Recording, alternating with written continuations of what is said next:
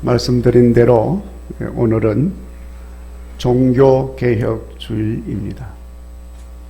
우리 교회는 개혁교회의 주역인 장로교회입니다. 따라서 이제 교회 창립 51주년을 앞두고 지키는 이 종교개혁주일에 오늘 같이 본문 말씀을 통해서 은혜를 나누고 우리 주님 주시는 말씀에 굳게 서서 개혁교회로서의 사명을 잘 감당하는 교회가 되도록 기도할 수 있기를 바랍니다. 여러분, 오늘 말씀은 예수님께서 당시에 종교 지도자들, 그런 자들과 이런저런 신앙적 내용으로 논쟁을 하던 가운데 한 바리새인 율법사가 예수님에게 질문한 것에 대해서 답변으로 주신 말씀이 오늘 봉독한 말씀의 내용입니다. 오늘 말씀 35절에서 한 율법사가 예수님에게 시험하여 물었다고 기록을 하고 있습니다. 뭔가 꼬투리를 잡을 게 없나 해서 아주 불순한 동기를 가지고 예수님에게 질문을 한 것입니다. 선생님, 율법 중에서 어느 계명이 가장 큽니까? 이 사람이 율법사라 그랬어요. 율법 선생입니다. 율법에 대해서는 아주 대단히 많이 아는 사람이니까 이제 예수님에게 그런 질문을 했습니다. 이 질문한 사람의 동기는 이렇습니다. 평소에 이 율법사가 생각하기를 예수님께서는 늘 사랑을 강조하면서 율법에 대해서는 좀 소홀히 하고 율법을 좀 무시하는 경향이 있다고 생각을 한 것입니다. 그러니까 안식일 규례도 안 지켜요. 성결 규례도 안 지켜요. 당시 유대인들은 종교적 관습, 율법을 잘 지키기 위해서 만들어 놓은 이런저런 규례들이 있는데 그런 것들을 다 무시하고 소홀히 하니까 구체적으로 꼬투리를 잡으려고 이런 질문을 한 것입니다. 그런데 뜻밖에도 예수님께서 주신 답변은 그들로 하여금 아무 말도 할 수 없도록 만들었습니다. 왜냐하면 예수님 주신 말씀은 계명의 율법의 전곡을 찔러 주신 것입니다. 더군다나 예수님 주신 그 말씀은 소위 하나님을 잘 믿는다고 하는 바리새인들로 하여금 그들의 신앙이 얼마나 위선적인 것이며 잘못된 것인지를 정확하게 지적해 주신 것이기도 한 것입니다. 예수님 주신 답변은 이것입니다. 신명기 율법에서 말씀하는 그대로입니다. 37절에 내 마음을 다하고 목숨을 다하고 뜻을 다하여 주 너의 하나님을 사랑하라. 이것이 크고 첫째 되는 계명이고 둘째도 그와 같으니 내 이웃을 자기 자신같이 사랑하라. 핵심적인 내용이죠. 그러면서 40절에서 이렇게 마무리를 합니다. 이 두 계명이 온 율법과 선지자의 강령이니라 하고 마무리를 하셨습니다. 율법과 선지자의 강령이라고 하는 말은 하나님 말씀 전체를 아우르는 하나님 말씀 성경에서 말씀하는 핵심적 내용이라는 것입니다. 우리가 가진 성경에 강령이라고 번역을 했는데 이 말은 어떤 데는 줄거리라는 그런 뜻입니다. 헬라 말로. 본래 예수님이 하신 헬라 말은 그 의미가 매단다, 의존한다 이런 뜻으로 쓰이는 말입니다. 그러니까 영어 성경에는 그런 매단다는 말로 그냥 그대로 표현을 했습니다. 우리는 강령이라고 번역을 했어요. 그러니까 본문 말씀을 직역하면 모든 성경의 말씀, 율법과 예언자, 선지자의 말들은 성경의 말을 말하는 것입니다. 이 말들이 다 이 한마디 말씀에 매달려 있고 의존한다고 말씀을 하신 것입니다.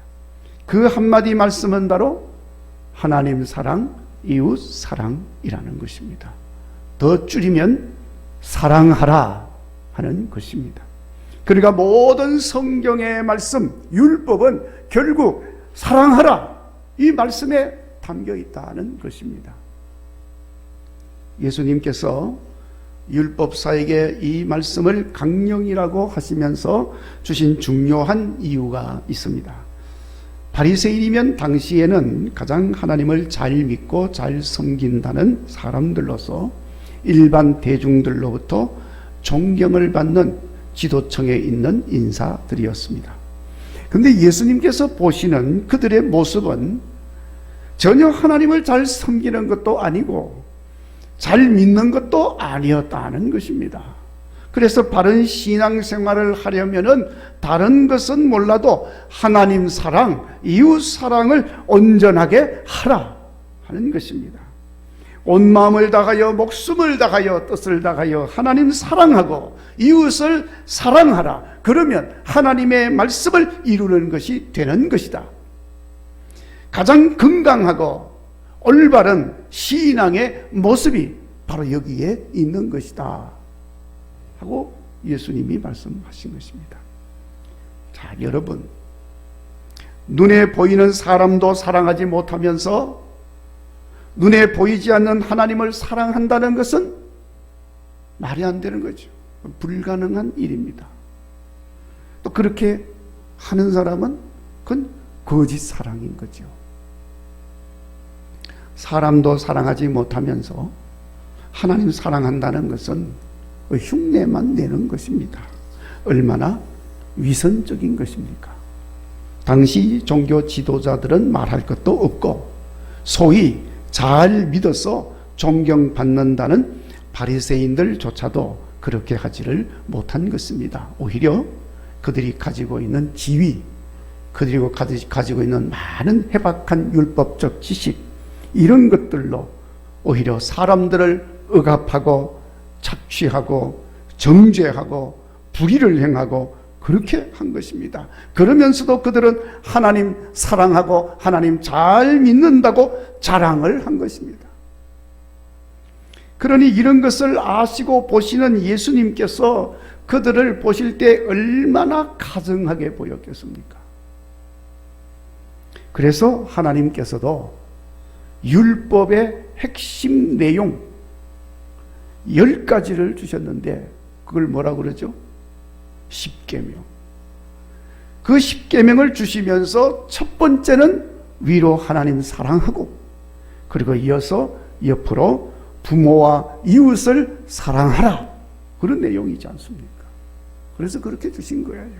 그걸 예수님이 잘 정리를 해 주신 겁니다. 자, 여러분, 우리가 종교개혁주의를 맞이했습니다. 종교개혁이라고 하는 말은 늘 말씀드립니다만은 신앙개혁이라 해야 더 정확한 표현이 될 수 있습니다. 물론 종교개혁을 할 당시에 종교는 기독교, 기독교는 종교였습니다. 그래서 종교개혁이라는 건 기독교 개혁이라는 말로 그렇게 인식이 되어진 그런 용어였습니다. 그런데 지금은 얼마나 종교가 많습니까? 이것도 종교, 저것도 종교, 모두가 다 종교입니다.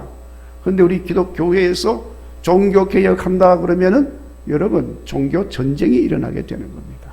그러니까 그런 것, 다른 종교들은 그들에게 맡기고 우선적인 것은 내가 믿는 기독교부터 개혁을 해야 하는 겁니다.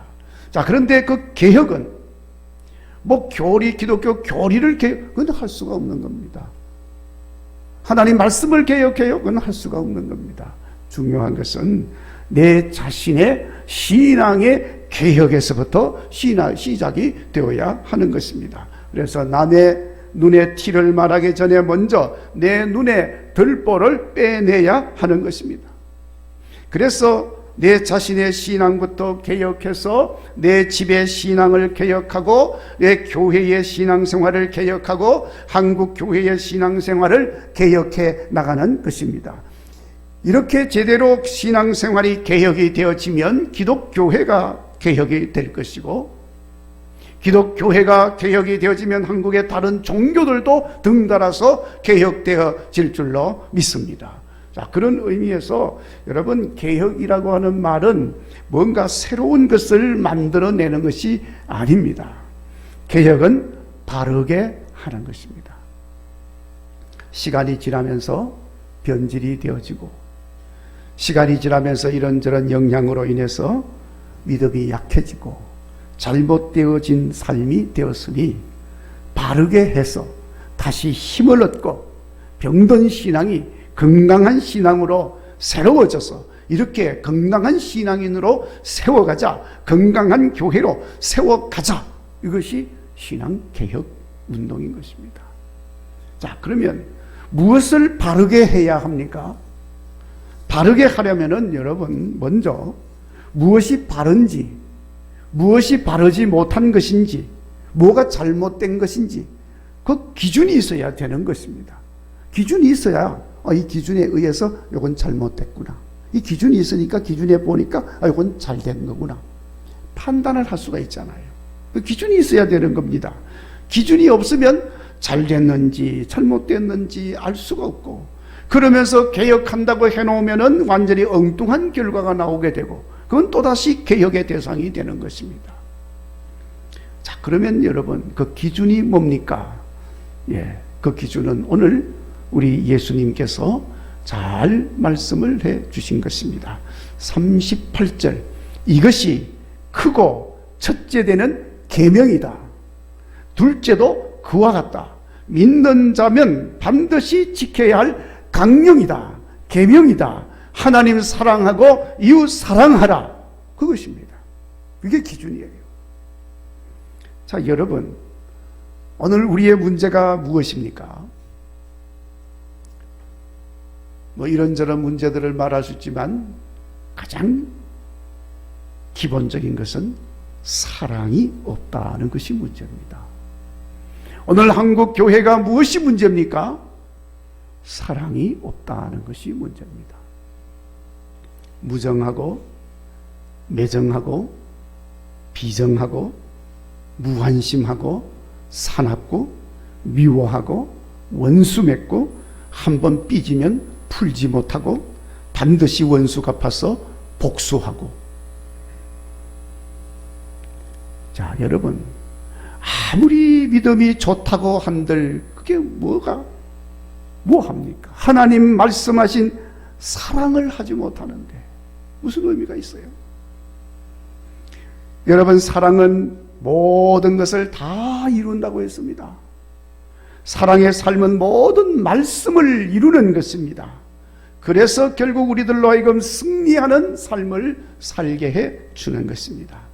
고린도전서 13장에서 사도 바울은 사랑이 없으면 모든 것은 다 소용없는 것임을 분명하게 천명하고 있습니다. 심지어 산을 옮길 만한 믿음도 아무것도 아니라고 그랬습니다. 사랑이 없으면 아무것도 아니다는 거예요. 천사의 말을 하여도 사랑이 없으면 울리는 꽹과리에 불과하다고 했습니다. 그 울리는 꽹과리가 뭡니까?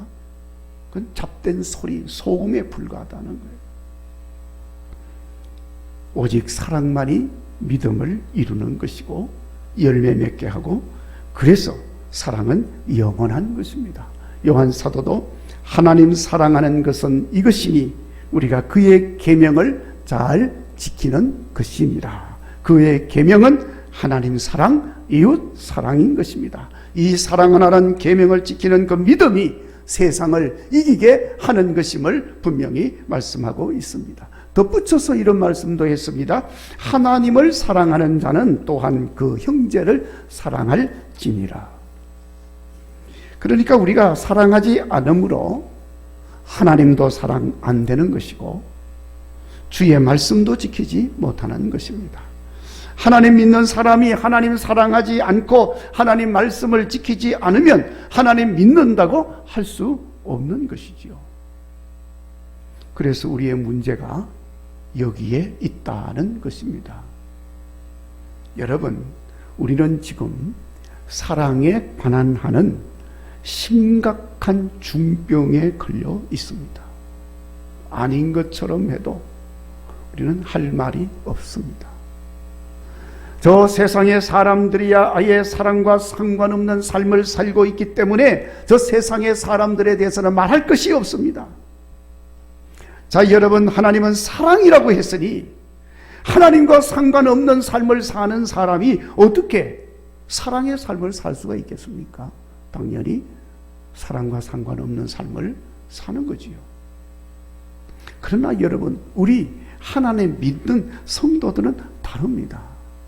하나님을 믿는 사람이기 때문에 당연히 하나님 사랑하라는 그 사랑의 삶을 살아야 하는 것입니다.